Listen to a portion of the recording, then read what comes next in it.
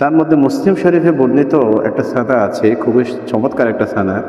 রাসূলুল্লাহ সাল্লাল্লাহু আলাইহি ওয়াসাল্লাম নিয়ত বাঁধার পরে পড়তেন, আল্লাহুম্মা বাঈদ বাইনি ওয়া বাইনাল খাতায়া কামা বাআদতা বাইনাল মাশরিকি ওয়াল মাগরিব, আল্লাহুম্মা নাক্কিনি মিনাল খাতায়া কামা ইউনাক্কি আথ-থাওবুল আবিয়াদ, আল্লাহুম্মা ইগসিলনি মিনাল খাতায়া বিল মাই ওয়াথ থালজি ওয়াল বারদি।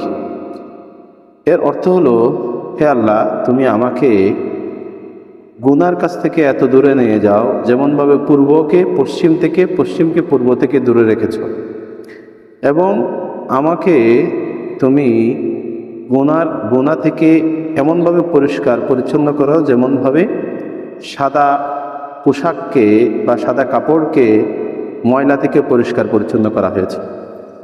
আমার গুনাহ থেকে তুমি আমাকে এমনভাবে ধৌত করো যেন বরফ, পানি এবং শিশির দ্বারা ধৌত করা হয়, অর্থাৎ আমাকে তুমি আমার হৃদয়কে প্রশান্ত করো, শান্ত করো।